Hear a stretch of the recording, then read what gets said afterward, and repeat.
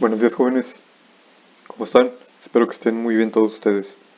Vamos a hablar ahora acerca del arte del Renacimiento, que es el tema de la sesión número 3, ¿verdad? De este repaso que estamos haciendo en estas semanas.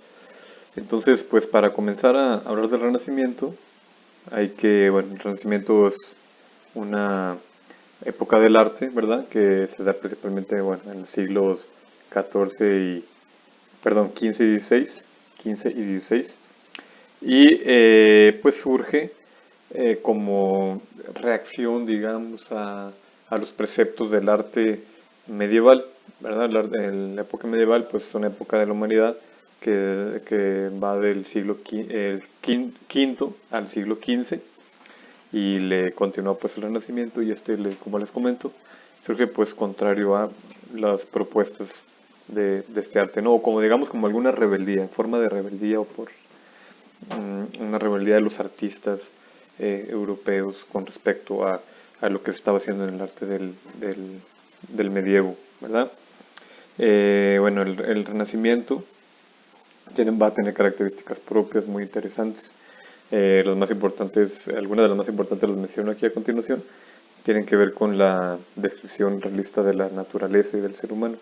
En el realismo se le da mayor importancia, se le da una preponderancia a la figura humana, perdón, y que quizás se puede decir una importancia que había perdido o se había desvanecido durante el arte medieval. No que el arte medieval obviamente no tratara del ser humano, ¿no? Eso no significa que el arte medieval no retratara, no pintara a personajes humanos. Claro que no fue así, ¿verdad? Los protagonistas o los personajes más importantes del arte medieval también son los seres humanos, sin embargo, tenían otra intención, es decir, los seres humanos, los personajes que aparecían, pues lo hacían con una intención con una finalidad más moral, digamos, más mm, de enseñanza de los valores religiosos. El arte medieval puede ser un arte principalmente religioso, ¿verdad? Que buscaba educar en la fe a las personas, puesto que en esos siglos, en esos años, pues la gente no sabía leer ni escribir, ¿verdad? Y entonces sí, el ser humano aparece en el arte medieval, pero el gran protagonista pues, tiene que ver con la religión, ¿verdad? Tiene que ver con las cuestiones espirituales, etéreas, ¿verdad? Dios es el centro de alguna manera se puede entender a Dios como el centro del universo durante la sociedad, durante el arte también medieval. Y en este caso el arte renacentista pues busca, no precisamente se puede decir que quitar a Dios de su lugar, sino busca darle al ser humano la importancia que ellos creen merece, ¿verdad? Reivindicar la figura del ser humano, reivindicar la imagen, incluso la imagen física, ¿no? Del ser humano, el cuerpo humano, que durante el arte medieval, pues no se practicó mucho, ¿verdad? Retratar, captar la desnudez del ser humano, el cuerpo humano, y si hubo obras de arte con desnudos, esos desnudos simbolizaban finalmente, por ejemplo, aspectos negativos como el pecado, ¿verdad? Adán y Eva aparecen normalmente incluso en el arte medieval, aparecen desnudos, pero siempre con una carga negativa su desnudez, ¿verdad? Entonces, ética, moral. En este caso, ya en el Renacimiento, la desnudez aparece en el arte, en la pintura, en la escultura, pero ya de una manera reivindicada, ¿verdad? Lo que se busca retratar, o lo que se busca expresar es la perfección, la armoniosidad del cuerpo humano, ¿verdad? Es en la proporción justa en el cuerpo del hombre y de la mujer. Entonces, pues por lo mismo, este arte renacentista busca de alguna manera trabajar de manera más realista la naturaleza y el cuerpo humano, ¿verdad? También en este arte renacentista, pues distinto al arte anterior a este, se le da mucha más importancia al artista en sí mismo. Es decir, los artistas empiezan a darse a conocer, el nombre del artista ya se conocen sus obras, se conoce y se les reconoce lo que hacen, ¿no? Su trabajo. Entonces muchos artistas ya viven plenamente de su obra, de su arte, ¿verdad? Muchos artistas van perfeccionando, van mejorando y finalmente terminan creando un estilo muy propio, ¿verdad? Y no que esto no existiera antes, también lo había, como Praxíteles, por ejemplo, que el escultor griego Praxíteles, pues tenía también su propio estilo, su propia firma. Sin embargo, a partir del arte renacentista se les empieza a reconocer mucho más esta parte, ¿no? Esa parte individual, esta parte de la personalidad propia, dice aquí, ¿verdad? Entonces, el arte también por lo mismo se concibe de una manera distinta a como se concebía antes, ¿verdad? La idea de arte es más cercana, la idea de arte del Renacimiento es más cercana a la idea que tenemos actualmente, por ejemplo, ¿no? Con respecto a la antigüedad. Si recordamos un poquito, por ejemplo, las obras de arte prehistóricas, por ejemplo, pensemos en las pinturas parietales, pues los artistas, porque pues eso eran, ¿verdad? Artistas, aunque ellos no tuviesen, digámoslo así, esa conciencia de serlo, hacían sus obras con una intención mucho más práctica, digamos, utilitaria es la palabra.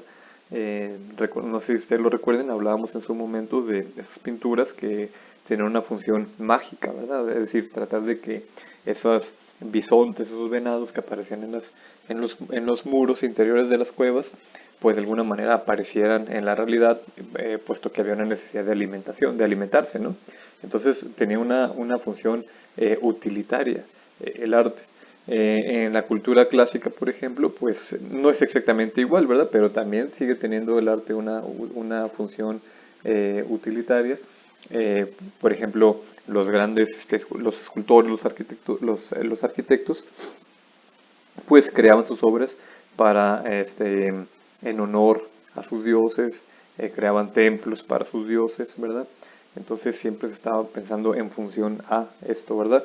Y parecido también en la época medieval, en Europa, donde las más grandes obras, por ejemplo, góticas, las obras más portentosas del arte románico, del arte bizantino, por ejemplo, también, pues se dan justamente en templos, por ejemplo, ¿verdad? En templos y en otros edificios con otras funciones públicas. Entonces, y como les comentaba también, el arte medieval, pues el arte tenía una función más didáctica, ¿verdad? De enseñar, de educar a la gente en la fe. Y ya para el Renacimiento, pues se va perdiendo poco a poco esta intención, ¿verdad? De darle un fin utilitario y el arte, por lo tanto, cada vez se empieza a entender más como un producto cultural, un producto del ser humano para que busca belleza o que busca un goce estético en quien lo aprecia, ¿verdad? Entonces, ya se empieza, debido a esto es que el arte empieza a evolucionar y empieza a buscar mucho más los elementos de adorno, los elementos de que embellezcan, ¿verdad? Visualmente las obras y pues eso es una característica muy importante. El humanismo, siguiente punto que aparece aquí es el humanismo, lo que les comentaba al principio de la presentación, ¿no?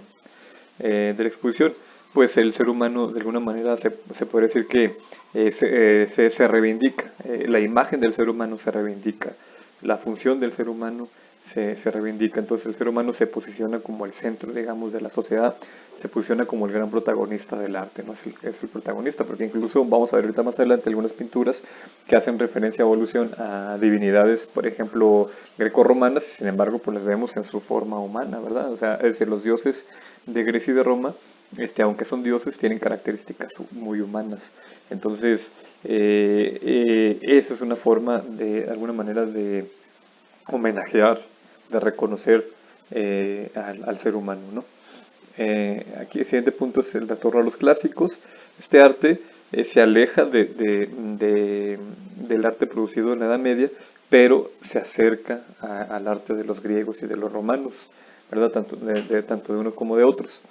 Y, por ejemplo, vamos a ver que se retoman el frontón, eh, en la, en la parte alta o en la parte superior, digámoslo así, de algunas edificaciones.